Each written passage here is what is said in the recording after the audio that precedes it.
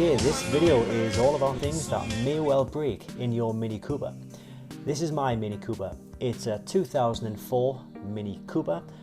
It's a 1.6 engine and I've had it for just over a year now. A few things have gone wrong, but nothing drastic. And that's pretty much the basis of this video. It's things that are going to go wrong. We know they're going to go wrong, but they are quite easily fixed. And they're not stupidly expensive to actually repair. I'm not saying you're going to get all of these 9 things, but the chances are if you're holding on to the car for a few years, you will probably encounter 1, maybe 2 or 3 of these things in your ownership. So the first thing that we're going to look at is the ABS sensor. This is me unclipping an ABS sensor from my Mini Cooper. If you've got a faulty ABS sensor, the chances are you'll get these 2 warning lights. So you've got the ABS light on the left here and the tyre pressure on the right hand side. This indicates that there will be an ABS fault. Now generally the best way to diagnose this is getting the i910 kit from Diagnostic World, which will give you the fault codes. The address for Diagnostic World is www.diagnostic-world.com. And on the home screen you will see the i910 kit, and it won't just work on mini cars, it will work on BMW as well, and it will give you the fault codes for ABS, airbags, transmission, engine and a lot more systems as well. So once you've got the i910 kit hooked up, the best thing to do is obviously diagnose and read the fault codes. Now in this case it's giving us a fault for a rear right ABS sensor.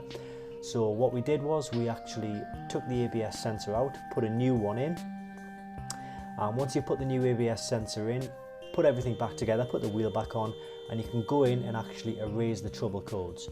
So if you're watching this video, any second I'm going to show you how to erase the trouble codes. You just need to come out of this menu, go down to erase trouble code. A fault code is erased. Now sometimes it will go off straight away, the warning light. Sometimes you'll need to actually drive it for a meter or so. And as you saw here, when I started driving, the ABS light went off. So that's the first thing on the list, the ABS sensor. It could be front right, front left, rear right or rear left.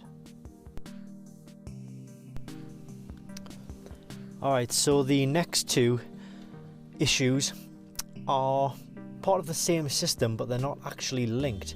The first one I'm going to talk about is the electronic steering pump module. Now the module can actually fail, and a symptom of that is when you've been driving, you've got the ignition on. When you turn the ignition off, you will still hear a noise, and you'll easily be able to turn the steering wheel.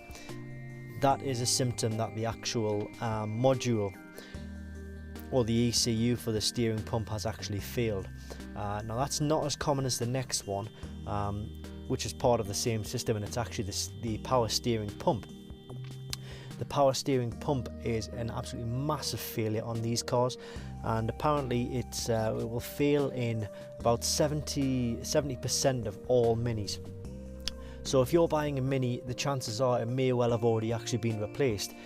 So I would try and look for as much paperwork as possible, or have a look under the car at the actual steering pump itself to see if you can see signs of it being newer than the rest of the parts under there, because at some point it will need to be changed. So if it's already been changed, then that's great, the fault has been fixed.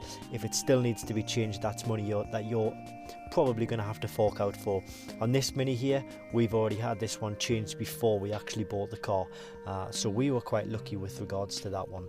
But there's 2 for you there. So that's the power steering module and the power steering pump. They are both likely failures, more so the power steering pump than the actual module, but both still can fail. Alright, so the next thing we're looking at underneath the bonnet here is the coolant expansion tank, which is right here. Now the seam around here, generally on 2001, 2003 and 2001, 2002, 2003 models, the seam around here can actually crack. So if you've got lots of white lines, now it does appear that there is a bit of white on here actually, so I might need to look into that, but it's mainly white lines around here and sort of leaks going below there. It means that the expansion tank is cracked and will need to be replaced. So that's the 4th thing on the list. Okay, next we're going to look at the control arm bushings. The control arm bushings are at extremely high failure rate, with these cars. So what we're going to do is just from the front end, just kick the tyres, and if you see any movement or any play, then you know your control arm bushings will need to be replaced. So from the front, just give it a kick like that, and there's no movement there whatsoever. So we'll come around to the other side and do exactly the same here. There's a little bit of movement in this one. You see that it's going back and forwards there, and if we go back to the other side, there's absolutely no movement whatsoever there. So it looks like the control arm bushing on this one, although it's not in a real bad state, it does show signs of a little bit of wear.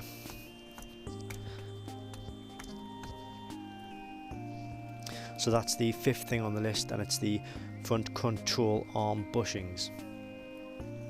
Alright, so the next thing we're going to cover is simply jacking up the front end, and we're going to cover two items here. The first one is the wheel bearing.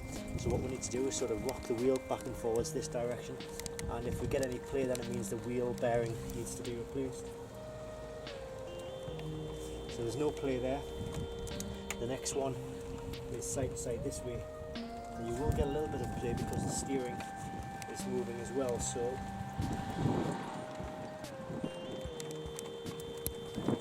there is a little bit of play there, so that would indicate either a tie rod,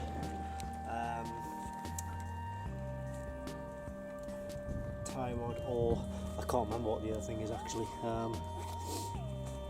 I'll put it on screen what it is. Oh, it's a ball joint, that's what it is, a ball joint.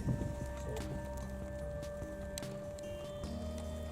you can kind of hear it go back and forward. So yeah, either a ball joint or a tie rod for that way, and a wheel bearing for that way. Alright, so next up we're going to look at the engine mounts.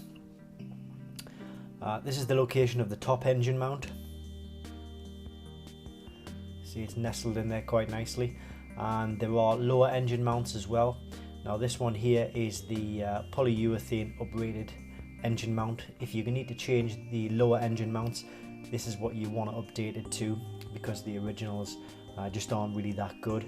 This is the actual this is one of the original ones, so it's quite worn, and it will not provide as much support. But ultimately, if you experience like a knocking sound on acceleration, or if you feel like a sort of a judder or vibration while accelerating, you may need to look at the engine mounts to actually get them replaced.